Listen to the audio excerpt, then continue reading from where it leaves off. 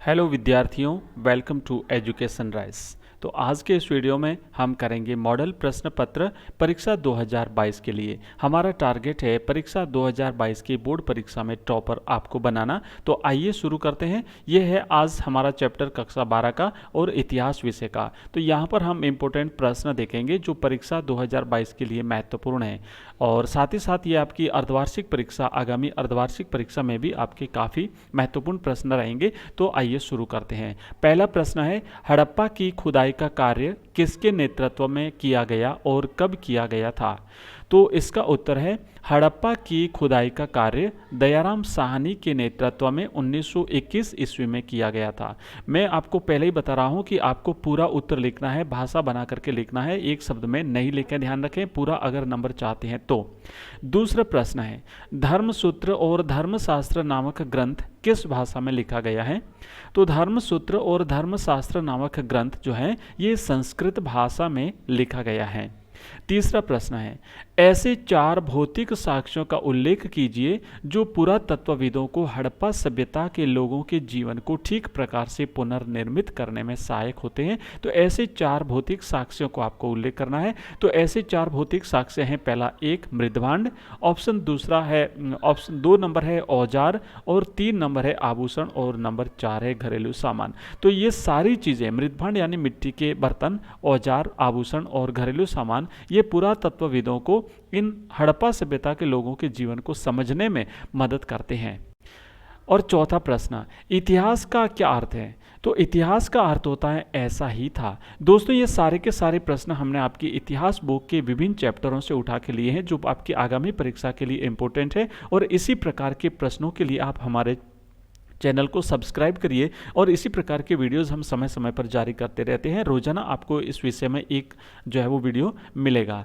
आगे बढ़ते हैं और 5वां प्रश्न देखते हैं, हर्षचरित की रचना किसने की थी? इसका उत्तर है हर्षचरित की रचना बाणभट्ट ने की थी। छठा प्रश्न, गुरु द्रोणाचार्य ने एकलव्य को धनुर्विद्या की शिक्षा देने से क्यों इनकार कर दिया था? तो आपको पता है कि गुरु द्रोणाचार्य पांडवों और कौरवों के गुरु थे। इन्होंने एकलव्य को धनुर्विद्या की शिक्षा देने से इनकार कर दिया था क्योंकि एकलव्य निषाद समुदाय से था, यानी शिकारी समुदाय से था, नीची जाति से था। इसीलिए द्रोणाचार्य ने उसे शिक्षा देने से मना कर दिया था। लेकिन उसकी लगन थी कि उसने गुरु द्रोणाचार्य की मिट्टी की मूर्ति बना करके उन्हें अपना गुरु मान करके जो है वो धनुर्विद्या सीख ली थी। 7वां प्रश्न, मोहनजोदड़ो में उत्खनन का कार्य किसके नेतृत्व में किया गया और कब किया गया? विद्यार्थियों, इसका उत्तर है मोहनजोदड़ो में उत्खनन का कार्य। उत्खनन का मतलब होता है खुदाई का कार्य। तो मोहनजोदड़ो जो कि सिंधु नदी के किनारे स्थित है, हड़प्पा सभ्यता का एक प्रसिद्ध केंद्र, इसका कार्य, खुदाई का कार्य श्री राखलदास बनर्जी के नेतृत्व में 1922 ईस्वी में किया गया था। साथ ही साथ अगर आप दूसरे विषय की वीडियोस भी चाहते हैं, इसी प्रकार के इंपॉर्टेंट क्वेश्चन, तो वो भी आपको हमारे चैनल पर मिल जाएंगे। रोजाना हम Hindi, history, political science, English और हिंदी अनिवार्य, हिंदी कंपलसरी के साथ साथ हिंदी ऑप्शनल, दोनों के ही प्रश्न, महत्वपूर्ण प्रश्न और इनके जो चैप्टर्स हैं वो जारी करते रहते हैं। 8वां प्रश्न है, भीम ने किस राक्षस कन्या से विवाह किया था? अब इसका उत्तर है कि भीम ने हिडिंबा नामक राक्षस कन्या से विवाह किया था। 9वां प्रश्न है, प्रभावती गुप्त कौन थी? इसका उत्तर है कि प्रभावती गुप्त चंद्रगुप्त द्वितीय, जिसका शासनकाल था 375 ईस्वी से 415 ईस्वी, की पुत्री थी। याद रखिएगा, प्रभावती गुप्त ये एक महत्वपूर्ण रानी थी और इसका नाम इतिहास में लिया जाता है। तो ये चंद्रगुप्त द्वितीय की पुत्री थी। 10वां प्रश्न, हड़प्पा सभ्यता के पतन के 4 कारणों का उल्लेख कीजिए। उत्तर है, हड़प्पा सभ्यता का जो पतन हुआ था उसके पतन के 4 प्रमुख कारण इस प्रकार हैं। नंबर 1, जलवायु परिवर्तन, यानी जलवायु परिवर्तन होने से हड़प्पा सभ्यता के पतन में जो है वो हड़प्पा सभ्यता के पतन का एक कारण माना जाता है। दूसरा है वनों की कटाई, और तीसरा है भीषण बाढ़, एवं चौथा है नदियों का सूख जाना। क्योंकि हड़प्पा सभ्यता की ज़्यादातर जो इसके जो केंद्र थे वो नदियों के किनारे थे। नदियां जैसे सिंधु नदी, सिंधु, झेलम, चेनाब, रावी, व्यास, सतलज, घग्गर, ये आसपास की जो नदियां और ये जो इसका बहाव क्षेत्र था, यहीं पर ये घाटी जो है वो पाई जाती थी। और इन नदियों के सूखने से इन लोगों को पानी का अभाव महसूस हुआ और ये सभ्यता जो है वो समाप्त होती गई। 11वां प्रश्न है, महाजनपद के राजा का का प्रमुख कार्य क्या था? दोस्तों आपको पता होगा प्राचीन भारत में 16 महाजनपद थे, तो उसमें जो राजा होता था उसका प्रमुख कार्य क्या था बताना है। उत्तर है कि किसानों, व्यापारियों तथा शिल्पकारों से कर एवं भेंट वसूल करना महाजनपद के राजा का प्रमुख कार्य था। 12वां प्रश्न, गुप्त वंश की किस शासिका ने भूमिदान किया और क्यों किया? हमने अभी अभी देखा था, प्रभावती गुप्त का नाम आपने सुना था। तो गुप्त वंश की जो प्रभावती गुप्त थी, इस प्रभावती गुप्त ने भूमिदान किया था। क्यों किया था? क्योंकि वह रानी थी, इसलिए उसने भूमिदान किया था और ये चंद्रगुप्त द्वितीय की पुत्री थी।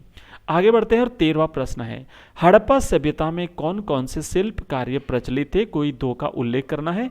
तो हड़प्पा सभ्यता में जो दो शिल्प कार्य थे, महत्वपूर्ण शिल्प कार्य, उसमें एक तो था मनके बनाना, है ना, मनके बनाए जाते थे, और दूसरा था शंख की कटाई जैसे शिल्प कार्य जो है वो यहाँ पर किए जाते थे। हड़प्पा सभ्यता के ज्यादातर स्थल नदियों के किनारे थे और नदियों के किनारे होने से यहाँ इनका जो व्यापार था वो भी आसानी से होता था। तो ये जो नमक और मनके और जो शंख बनाने के कार्य थे ये भी इन केंद्रों पर हुआ करते थे। 14वां प्रश्न है, श्रेणी से आप क्या समझते हैं? श्रेणी से क्या अभिप्राय है? उत्तर है उत्पादकों एवं व्यापारियों का संघ श्रेणी कहलाता था। इनका जो संघ होता था, संगठन, संघ का मतलब इनका जो कमेटी होती थी, संघ होता था, उसे श्रेणी कहते थे। 15वां प्रश्न है, मनुस्मृति के अनुसार चांडाल के दो कर्तव्य बताइए। मनुस्मृति भारत का प्राचीन विधि ग्रंथ माना जाता है। इस मनुस्मृति के अनुसार चांडाल के दो कर्तव्य थे। एक तो था गांव के बाहर रहना, मतलब उन्हें गांव में रहने की परमिशन नहीं होती थी, गांव के अंदर आने की अनुमति नहीं होती थी, और दूसरा था मरे हुए लोगों के वस्त्र पहनना। तो ये ऐसा लिखा हुआ है मनुस्मृति में। और 16वां प्रश्न है, हड़प्पा सभ्यता की सबसे विशिष्ट पुरावस्तु कौन सी है? उत्तर है हड़प्पा सभ्यता की सबसे विशिष्ट पुरावस्तु हड़प्पाई मोहर है। और ये जो हड़प्पाई मोहर होती थी ये सैलखड़ी पत्थर से बनाई जाती थी। तो ये जो हड़प्पा सभ्यता की जो विशिष्ट वस्तु है वो है हड़प्पा की मोहर है।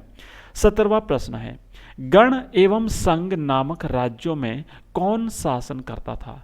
तो गण एवं संघ नामक राज्यों में लोगों का समूह शासन करता था। अगला प्रश्न है, हड़प्पाई मोहर किससे बनाई गई थी? तो इसका उत्तर है हड़प्पाई मोहरें सैलखड़ी पत्थर से बनाई गई थी। अभी हमने देखा कि हड़प्पाई सभ्यता की जो विशिष्ट वस्तु होती थी वो हड़प्पाई मोहर होती थी, और ये हड़प्पाई मोहर सैलखड़ी पत्थर से बनाई जाती थी। तो दोस्तों इस वीडियो में हम इतना ही प्रश्न करेंगे, बाकी हमारे जो प्रश्न है वो आपको अगले वीडियो में मिलेंगे, और अगले वीडियो का लिंक आपको इसी वीडियो के डिस्क्रिप्शन बॉक्स में मिल जाएगा। अगर आपको वीडियो पसंद आया हो तो चैनल को सब्सक्राइब जरूर करिए, साथ ही साथ अपने मित्रों के साथ भी इसे शेयर करिए ताकि उनको भी फायदा मिल जाए। और जब आप सब्सक्राइब करते हैं तो पास में स्थित बेल बटन को प्रेस कर दीजिए ताकि वीडियो अपलोड होते ही उसका नोटिफिकेशन सबसे पहले आपको मिल जाए और तैयारी में आपकी मदद हो सके। धन्यवाद दोस्तों।